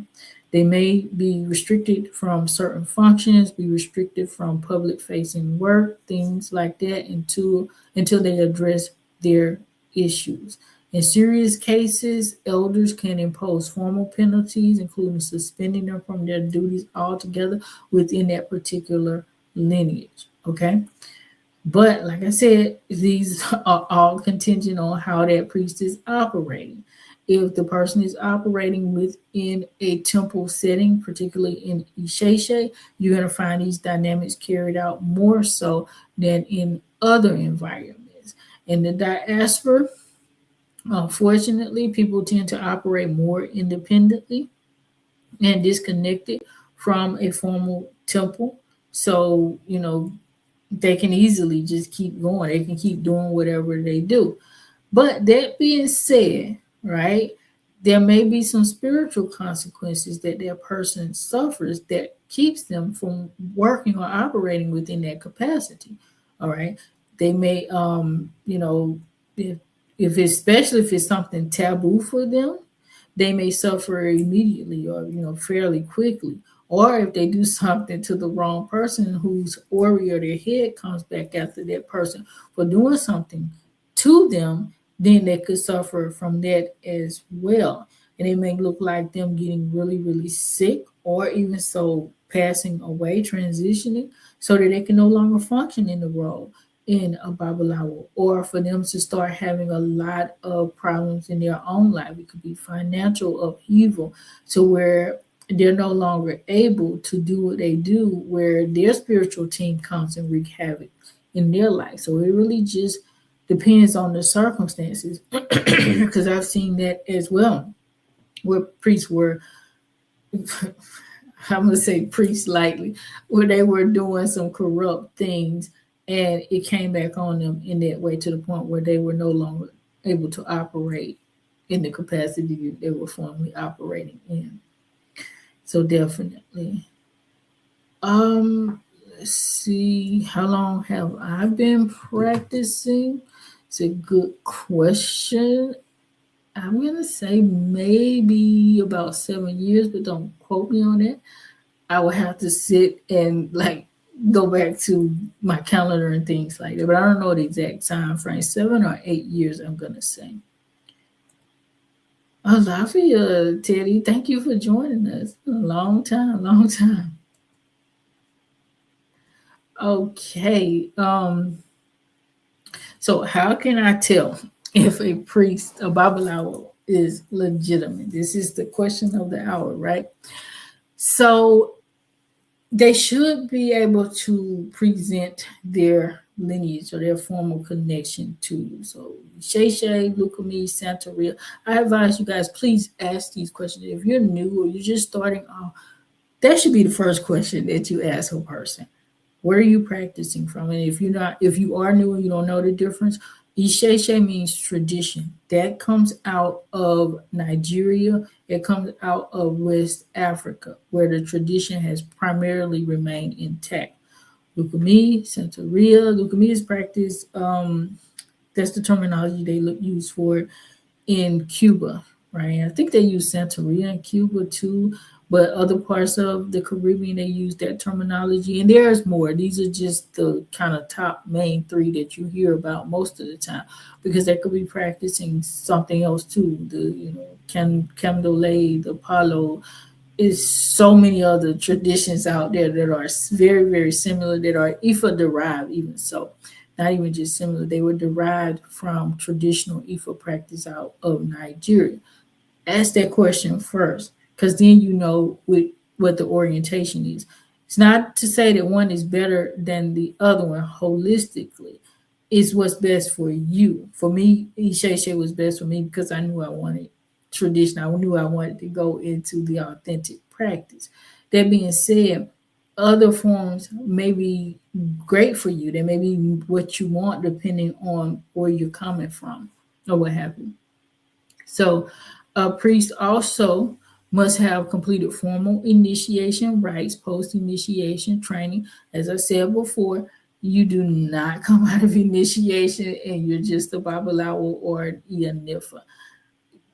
I don't know where this is coming from. That doesn't happen. You go through training, and usually if it's somebody in the diaspora, it's going to take them a lot longer, even so, to qualify to truly work on their own as a Babaláwo, just because of the nature of what it is. As I said earlier too, it's nothing to see very, very young children in Nigeria who are actually Babalawos, but it still requires training. All right, he should use recognize for divination tools, the divination board, the obele chain, the akin that needs to be there, so forth and so on. So you need to make sure that their person is operating from a space of Ifa if they say that they are practicing Ifa.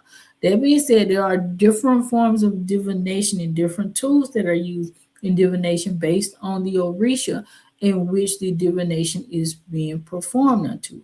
So you have to gauge that too. Again, we're talking about a Babalawo who is a priest of Orunmila. If they are a priest of Orunmila, they should be using the tools that Ifa priests use in the divination process. Their revelations, their messages should be based on the Holy Odu, guidance from the Odu, not just them telling you something, not their personal opinion, not their intuition. That was a huge mistake that the first lady I went to, she was an Nifa, I went to, she did give me some really jagged, Odu verse. She was literally sitting there. She was, moving the chain or what have you. Then when she came up with an Odu, she would literally go to a laptop and look up the Odu to see the meaning of it, which was disturbing to me in and of itself. She was an elderly woman. She wasn't like young. I could have kind of been okay if she was young, but I'm like, I know that this knowledge is supposed to sit there. Still wasn't judging at that point. She finished up the reading and then she proceeded to just kind of tell me stuff intuitively. She wasn't saying that it was intuitive. She was presenting it as if it came from Ifa, but she just started saying stuff and that wasn't true. It'd be different if the stuff was true. Even so, if it's true and it's an intuitive based reading, you still need to say, okay, this is what I'm picking up from my spirit, not that this is coming from Ifa or is part of this reading process. So be careful with that too. Okay. Babalawo should be able to explain the meaning of the Odu to you without guaranteeing any type of outcomes or promises. And everybody is different in the way they give feedback. So they may just say, this is the Odu came out for you and just give you a few lines or what have you. They may not even say the Odu name. They may just give you the reading. So you want to ask if that does not happen, and if you have more questions about what came out in the reading, you should ask them for it. They should allow a process for you to do that. So, it just depends on that scenario. The individual should communicate, all the information you need before, how much it costs, timelines, materials that they need to use. If any ritual work comes up, it will for divination, but what are they going to use? Things like that should be communicated in advance. Okay. The priest should maintain ethical boundaries, avoid fear-based language, as I said before, trying to force you to do something. They should actually be reinforcing your personal agency, telling you, the decision-making process is yours at the end of the day. They're going to give you the information, and they are obliged to do that, even if negative stuff comes out, especially if negative stuff comes out. If it does come out that, you are subject to death in the near future, they are obliged to tell you that. They need to tell you that. But what they don't need to do is try to force you into ritual work based on that reality, based on what comes out in your reading. You should have the personal agency to make that decision. Okay, I got a few questions over here, or a few comments. Alrighty. Oh, Teddy, you're saying yes. Wow. This is wow. It is. It is. And it happens, unfortunately. I've heard a number of people tell me similar scenarios to where people try to go into intuitive insight during or after an Ifa reading, and the insight wasn't even right. So, don't go there. If you do, at least tell me that you're trying to come from, this space of intuition. I can even accept that you're wrong. Maybe you try to practice or something, but don't tell me it's an Ifá reading and you telling me some incorrect stuff. You're saying, so it is good to have different Iya and Baba from different Elay. That is not what I'm saying at all. I don't know where that came from, but if it's anything that I relate and the messages that I have been saying is definitely the opposite.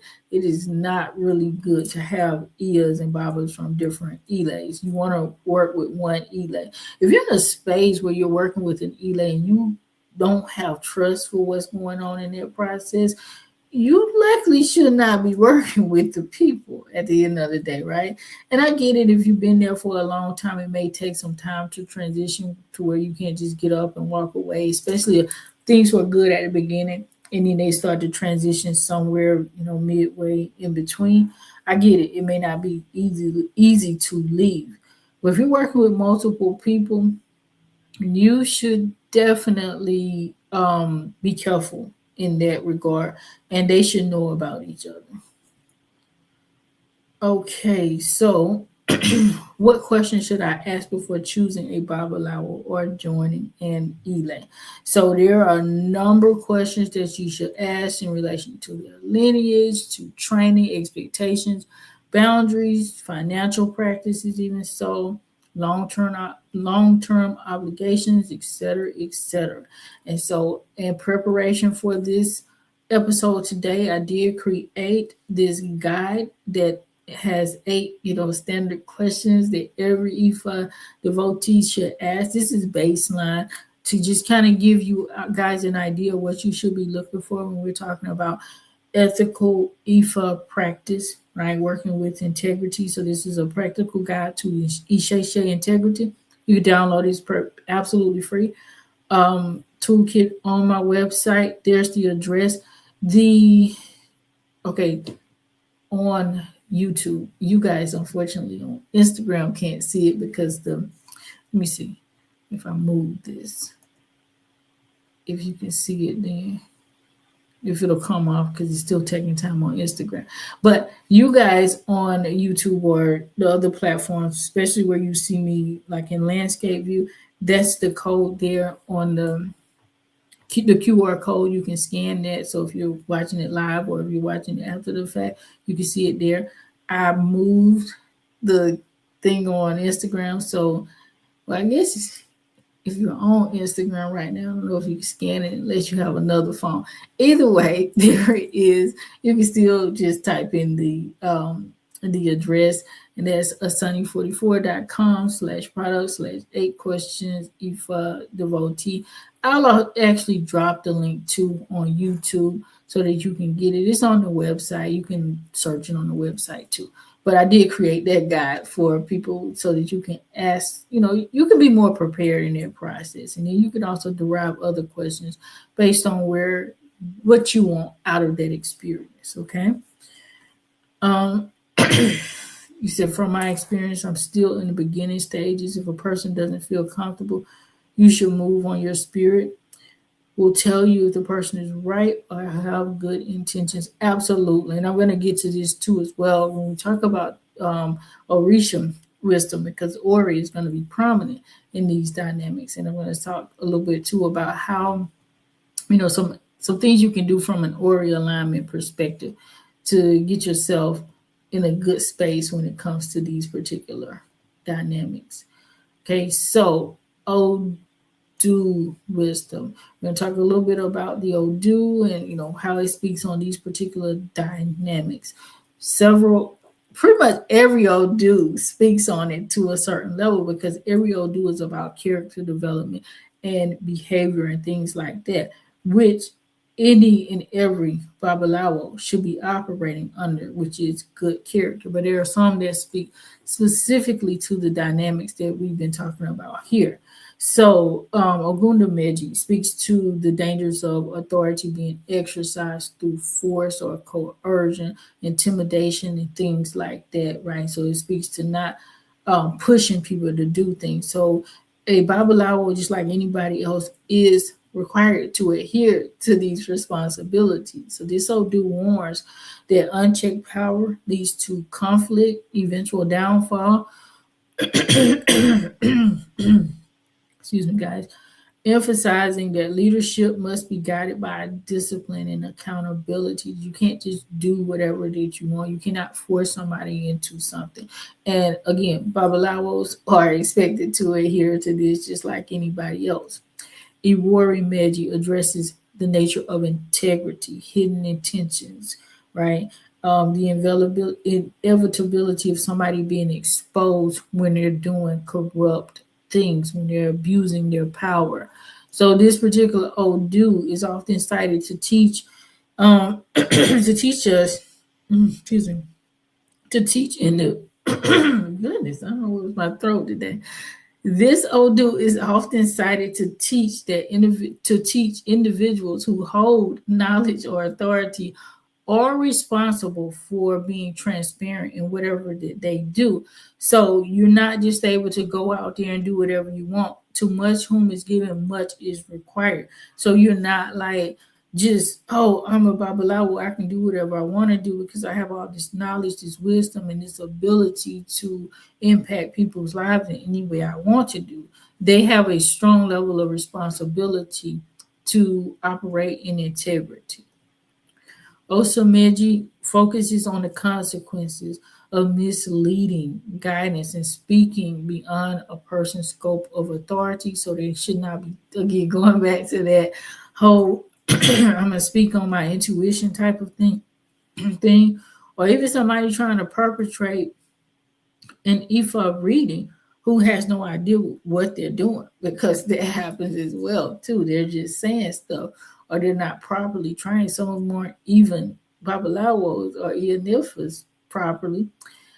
Some may have done some training, but they may not be at the level that they should actually be working with other people on their own yet. But maybe they're trying to do so, make money, whatever they're trying to accomplish from it. This particular Odu warns that careless or self-serving counsel creates confusion, instability, and problems for that individual and obviously for other people as well. And the last one I'm going to talk about here is Ofun Meji, which emphasizes humility, okay? Exercising self-control and being responsible with whatever sacred knowledge that you have. So Babalawos are absolutely expected to adhere to these Odu verses, all of the Odu verses, because they speak to character development. Ofun Meji is frequently used to teach that, initiation and authority increases our obligations and our accountability, right? They're not a source of entitlement or control over other people. Let's see. You said if one goes through your Ile for yourself a hand of Ifa, full initiation, do you all train Babalawos? How does this go? So what we do, Bob, we do hand of Ifa, we do. You have to go through full initiation in order to become a Babalawo. If you're asking, do we do training for Babalawos? Absolutely. You would have to go to Nigeria for the first part of your training and get really intensive training, because again, this is hands-on, right? And it doesn't have to be just one time. We will work that out with that particular individual who wants to train, because it depends on your schedule. Some people can take off like 6 months, go to Nigeria and sit and just study at the temple. Some people can only come like maybe a month or 2 months out of a year. It just really depends on the scenario. Yes. Orisha wisdom. So we talk about the Orishas that are primarily involved in these dynamics, especially from the end of the individual seeking to find a Babalawo or a godparent eventually. So your Ori obviously is your primary guide. That is your inner head for people who are new to the tradition. Your Ori, your inner head, is going to lead you and guide you, right? This governs your destiny, your ability to discern things. When you're honoring your Ori, all right, it can help you. It will help you. It will help you to recognize who is properly aligned with you and who is not. Okay. Your Ori is going to tell you when it's time, to even go and search for these things. Your aura is going to tell you who to choose, not based on fear, not based on comparison, or you in a hurry to try to get something done, right? And that's the worst thing you could ever do to yourself, is being a space of desperation and just trying to find somebody quickly to do something for you. Because a lot of times when people are in a space of desperation, they want quick answers and quick results. And if you go to the wrong person, they'll promise you all kinds of things and usually will just take your money and leave you high and dry, because nobody can promise you a specific outcome that is going to happen in a specific time or in a specific way.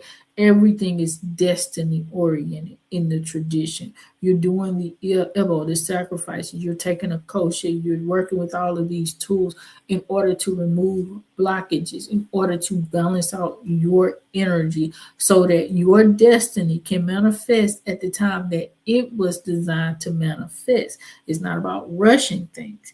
And if you're in a space where you're trying to get something to happen real quick, by all means necessary, by any means necessary, rather, and especially when it comes to money or prosperity, anything else but money or prosperity, because a lot of times we're working with IJ when it comes to that dynamic, and IJ doesn't play that game. You're not rushing with IJ. So, yeah, you're going to cause yourselves a lot of problems because you'll end up with the wrong people. You'll end up with somebody who will promise you those things and they cannot deliver. Even so, they might even cause you worse problems depending on what type of work that they do for you.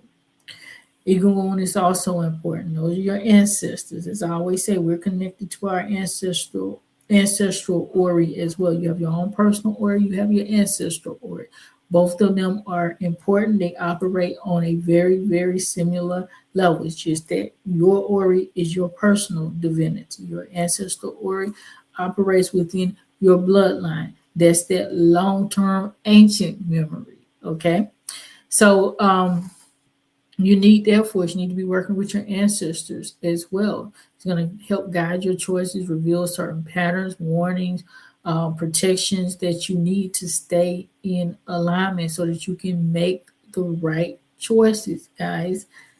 Eggbeo room is also important. Eggbeo room, that's our heavenly society. So they're going to influence our social connections and dynamics on this earth in this particular lifetime. So they're going to help us. Well, we're trying to connect with the right people. They will remove the wrong people from your environment. And you got to be paying attention to when they do that, okay? Because Eggbeo room, especially depending on your group, they can, remove people. But the mistake some people make is they try to get these people back into their lives, or they try to hold on to the people when Eggbeo room has removed them, okay? So you definitely want to be careful with that.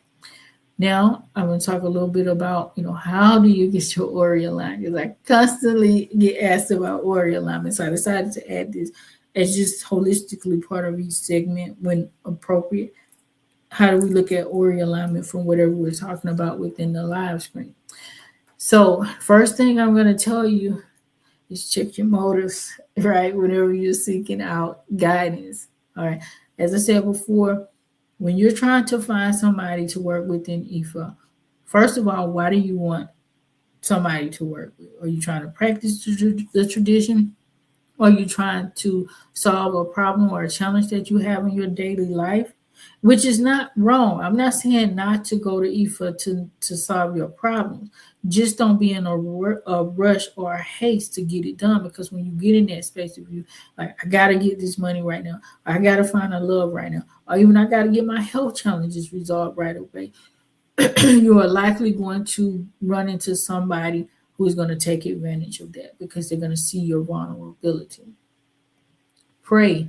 Talk to your ori, talk to your ancestors, your Eggbeo room, if you're already connected with them and you know how to have those conversations with these other spirits. But speak to them. I usually tell people to start with the ancestors because that's easy and people understand that concept when they're brand new to the tradition.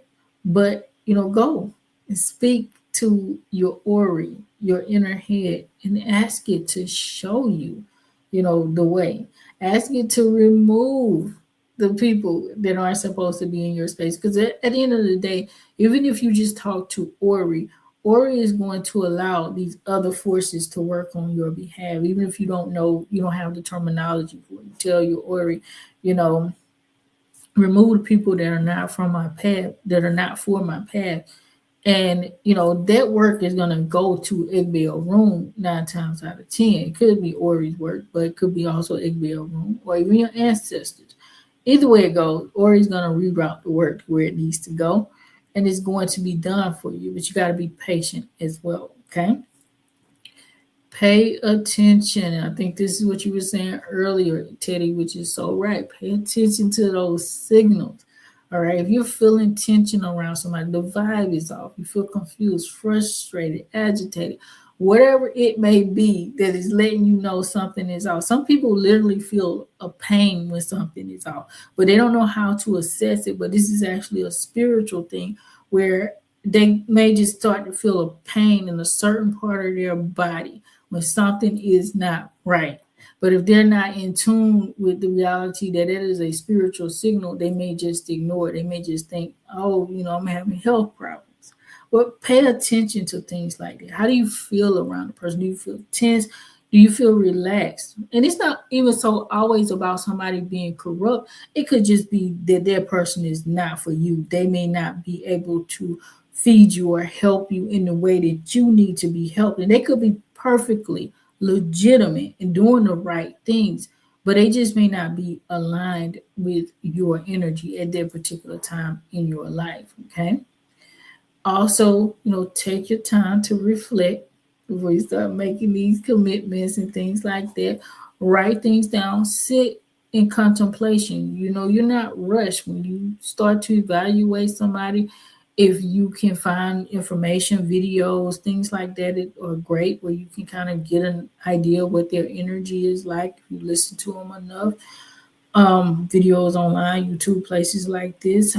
They write books, even so blogs, anywhere that you can kind of get a sense of this person. Take your time, connect, right? And see what's going on with the scenario. How are you feeling? Once you feel like you're comfortable, then you can go down that path. Or you can try them out, but still, you know, take your time to see how their interaction with you. Get a reading from you, get ritual work done from them. See how it plays out. You don't have to rush. You don't have to keep doing things with them if it's not working out in your on your behalf for your benefit or what have you. And if it is, obviously you can travel down that road, but you got to see what's going on. Okay. Alrighty. So you're asking, do you have a guide outlines the different terminology like Elay? I do. It's on the blog. It's a post that like if concepts and beliefs, something like that. That is the name of it. I will try to find it when I get off, and I'll like just post the link here in the chat window on YouTube. But it is a guide on directly on the website. It's not downloadable, where it gives you like the basic terminology that beginners normally encounter or should encounter. Okay, greetings, Jacob. Have you heard of Dolores Cannon? I have not. Okay, so now walking the path of Ifa. So I'm going to close up soon. Ooh, sorry, one. So I won't be taking questions after this point, but we're going to go ahead and close up. Understanding the distinct roles of a change the slide, sorry. Understanding this distinct roles of a Babaláwo, a godparent, is so very important to help you avoid confusion and to put each role in its proper place so you know where you stand with that individual when you start off a connection of this nature within the Ifa tradition. Okay, a healthy relationship with a Babaláwo is grounded in clear service-based agreements, mutual respect, appropriate boundaries, trust, so forth. When you get to that level of a godparent, that relationship is much more elevated, and then it has some other guardrails and parameters within it. It's going to be rooted in that initiation process, your lineage connections, because once you get initiated, you are connecting yourself to that person's lineage. And I'm not even just talking about the shay, like you literally connecting yourself to that person's bloodline in a way, okay?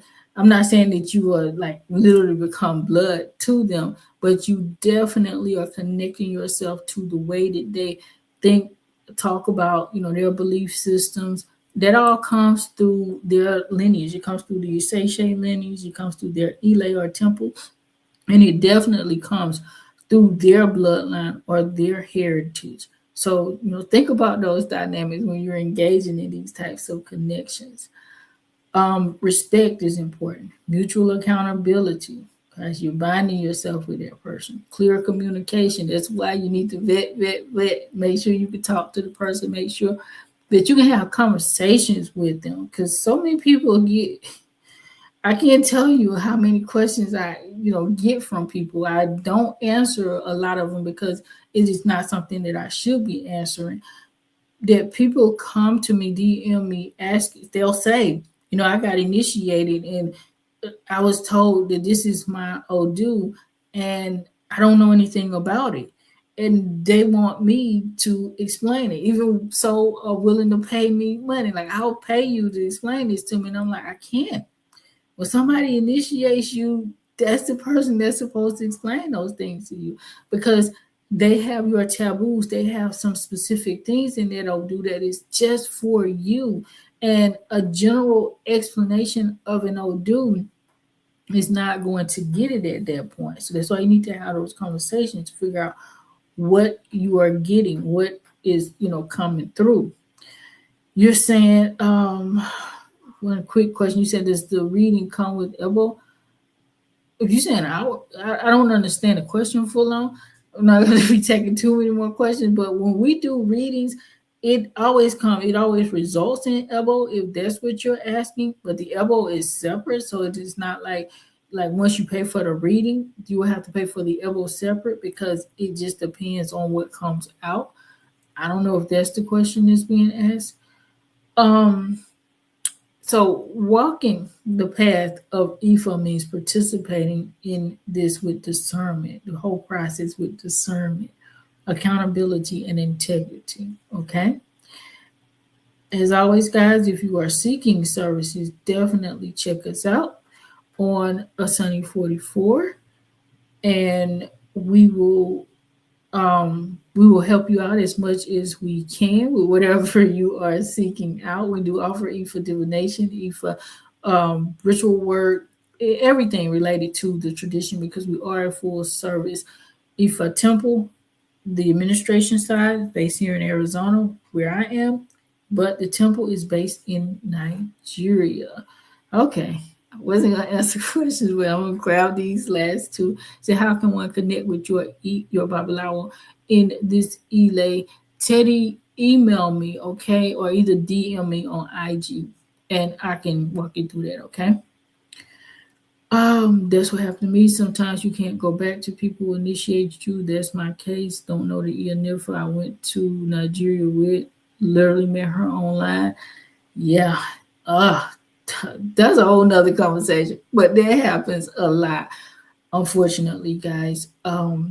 People can't even get in contact with the people that they initiated with thereafter. I've heard story after story where people go and they get initiated, and then after the process, the person doesn't want to serve as a mentor or a guide for them. They won't guide. They won't answer any questions for them afterwards, right? Even so, sometimes they get completely disconnected from that person. They have no outlet. Greetings, Benjamin. Thank you for showing up. But I'm about to leave out. But I know you're going to catch it on replay. And of course, if you have any questions, always reach out to me. There were 5 of us Black American women who initiated. I felt abandoned after initiation. You are not the only one. I hear stories like this so often. It is unreal. And I'm questioning what is really going on with with these people, because I think a lot of it is just that they're not legitimate people and they just get the money from people. They collect the money, and after they initiate, they just break the ties because they know that they're not legitimate, because people are doing some wild things out here. Wild things. You're saying, can you post? Okay, yeah. So if you want my this is on IG. Let me type it in. I'm at Asanee 44. That's IG. You can almost also email me support. What is that? Did it come up? Do y'all see that? Okay, because it was saying it was deleted on sorry. It said it was deleted on, what do you call it? And I'm gonna put this up for everybody else to see too, even on Instagram. It said it was deleted on Facebook. That's what it was saying. Okay. Where is it at? Okay. This is for people to see. I'm gonna get to the next week's live stream soon. The following week, 2 weeks. In 2 weeks. So at Asanee 44, that's my IG handle, and then support at asanee44.com. That's my email address. People want to get in contact with us. You are very, very welcome. What you're saying, you see your website has been answering a lot of questions. I really appreciate the knowledge you post there for free. Absolutely. And I thank you for sharing that, because it means the world to me that it is helping people. Trust me, I've been through this. So I am so adamant about like dispelling a lot of this stuff, because it shouldn't have to be this way. It doesn't have to be this way. And, we in the diaspora we need so much more than what we're getting in a lot of instances. I'm not saying that people aren't doing it at all, because there are some people out there truly putting in the work, and kudos to them. I take my hat off. Well, technically my scarf off to them, but it's just sad that a lot of things are still happening, no matter the people who are doing well. My voice is saying it's truly time to get off. So next week, we are going to talk about the head of Risha, because I get a lot of questions about this as well. So I will be putting out the fillers soon, guys. Not this week, next week, as far as the questions that you have about, your head of Risha, and getting a lot of that information out. So with that, what was it? Okay, I got a few questions here. Got it. Gratitude. You're welcome. Said I put, okay, perfect. You got the email. Someone only has a godmother and loses contact to the godfather. What is the process of finding a new godfather? When you say godmother, like, were you initiated with this person? If you were initiated with them and you can't find them, you're going to have to start a process of working with the new Babaláwo, if that's what you mean by godfather and godmother, right? Because in Isheshan, we say godfather, godmother. This is the person who initiated you. And thank you so much, Tilly. I appreciate it. Thank you. So I am going to bid you all farewell, because my throat is saying close up now. And I will see you again in about 2 weeks. I think it was the 9th that was there right now. Yes, it was the February the 9th when I plan to come back. We're going to talk about head orishas. Until then, I will see you again. Ashe. That didn't make sense.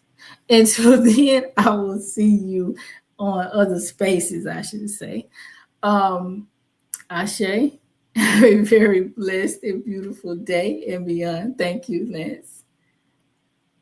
Thank you, guys. Thank you, all of you. Appreciate it.